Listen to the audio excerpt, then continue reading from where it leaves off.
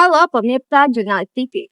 Pemerintah resmi mengeluarkan kebijakan perkuliahan jarak jauh atau PJJ bagi mahasiswa semester 5 ke atas mulai April 2026. Kebijakan ini dinilai sebagai langkah strategis pemerintah untuk mendorong efisiensi penyelenggaraan pendidikan tinggi. Namun, di sisi lain, kebijakan ini memunculkan berbagai tanggapan mulai dari kalangan akademisi maupun mahasiswa. Kebijakan PJJ ini mewajibkan mahasiswa yang telah menempuh semester 5 ke atas untuk menjalani perkuliahan sepenuhnya secara daring. Pemerintah menilai mahasiswa pada level tersebut dinilai telah cukup mandiri dan adaptif untuk mengikuti pembelajaran jarak jauh. Kebijakan ini juga diklaim dapat menekan biaya operasional perguruan tinggi sekaligus memberikan fleksibilitas bagi mahasiswa dalam mengatur waktu belajar mereka. Namun, di sisi lain, sejumlah kalangan mempertanyakan kesiapan infrastruktur, efektivitas pembelajaran, hingga dampaknya terhadap kualitas lulusan perguruan tinggi di Indonesia. Dari sisi mahasiswa, menurut Tika, penerapan PJJ juga menimbulkan kekhawatiran.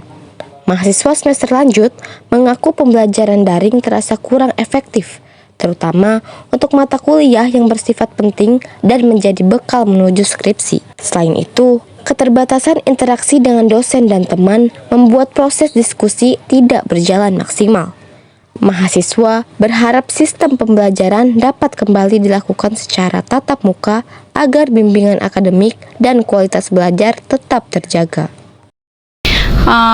Pertama kalinya sih campur aduk ya, karena udah semester lumayan tinggi gitu, jadi pelajarannya juga udah yang penting-penting semua, yang vital semua, dan berujung ke khawatir sih, karena kalau misalkan PJJ pasti pembelajarannya jadi daring, dan biasanya tuh kalau pembelajarannya daring suka kurang efektif aja gitu, jadi takut mengganggu proses pembelajaran. Mungkin relasi sosial dan ini kali ya yang kegiatan pembelajaran itu, karena kayak kalau di belajar secara offline di kampus itu kita kan bisa diskusi dengan dosennya, dengan teman-teman sekelasnya, dibandingkan dengan kalau PJJ daring kan kita nggak ada yang tahu di balik kamera tuh apakah kita memperhatikan gitu atau kayak malah tidur ya kan.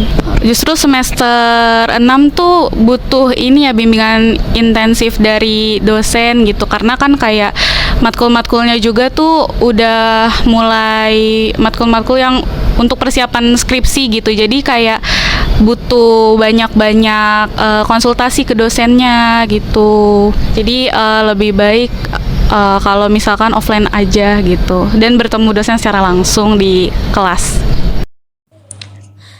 Pijakan PJJ ini tidak serta-merta disambut positif oleh seluruh pihak.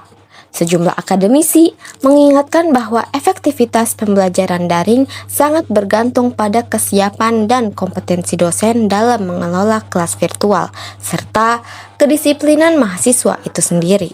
Selain itu, program studi yang memiliki komponen praktikum, studio, maupun klinis dinilai tidak dapat begitu saja dialihkan ke format daring tanpa mengorbankan kualitas kompetensi lulusan. Di sisi lain, sebagian pihak menilai bahwa bagi mahasiswa semester atas yang fokus pada penulisan tugas akhir, PJJ justru bisa menjadi solusi yang lebih produktif. Kebijakan PJJ menuai kritik dari kalangan akademisi. Fahrudin selaku dosen UIN Syarif Hidayatullah Jakarta menilai bahwa penerapan PJJ untuk mahasiswa semester 5 ke atas dinilai kurang tepat, karena pembelajaran di tahap ini menuntut praktik langsung dan interaksi intensif.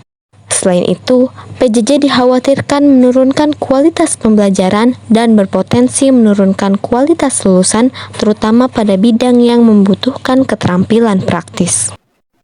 Kurang bijak dan tidak tepat. Karena kalau kita lihat PJJ awalnya adalah alasan karena COVID. Ada sebabnya. Ketika COVID hilang, otomatis PJJ juga hilang. Karena semester 5 itu butuh aplikatif. Praktek. Ketika tidak praktek, maka dia tidak merekam apa-apa. Kalau dilihat, mengapa pendidikan yang di PJJ-kan, yang hemat anggarannya, bukan yang lain. Karena ketika kita mau merubah sesuatu, pasti dari pendidikan. Kalau mau merubah karakter bangsa, mau menjadi perubahan, harus dari pendidikan. Jika pendidikan yang dikurangi atau yang dihemat, maka tidak ada lagi pemikiran untuk maju, untuk kritis. Otomatis di sini tidak ada lagi kemajuan, bahkan pemerintah tidak ada yang mengkritisi. Kualitasnya ada 3 hal di sini. Pertama, si pemberi materi, dosen. Yang kedua, mahasiswa dan medianya. Kalau kita lihat, kalau dosennya mungkin sebagian bagaimana mengkomunikasikan ilmunya, sedangkan harus ada konektivitas. Yang kedua, bagi mahasiswa kita lihat ketika PJJ itu mereka tidak hadir sebenarnya karena tidak on cam. Dan ketiga, channelnya itu tidak ada engagement antara dosen dan mahasiswa. Jika terjadi, maka kondisi atau kualitas pendidikan otomatis menurun. Kita lihat dakwah saja. Kalau menurut data Treasure Study itu cuma 23% yang sesuai dengan jurusan. Bahkan lebih tepat lagi cuma 16%. Jika mereka tidak praktek, maka kualitas untuk bersaing maka akan turun. Maka kualitasnya otomatis menurun. Maka kalau sebisa mungkin PJJ karena tidak COVID lagi tetap offline, bukan PJJ. Terlepas dari pro dan kontra yang berkembang, kebijakan ini menjadi pengingat bahwa transformasi pendidikan tinggi tidak bisa hanya bertumpu pada pertimbangan efisiensi semata. Kualitas pembelajaran, kesiapan dosen dalam mengelola kelas virtual, dan keberagaman kebutuhan program studi harus menjadi variabel utama dalam setiap pengambilan keputusan. UIN Syarif Hidayatullah Jakarta sebagai salah satu perguruan tinggi Islam terkemuka di Indonesia pun diharapkan dapat mengambil sikap yang cermat dan proporsional apabila kebijakan ini kelak resmi diberlakukan.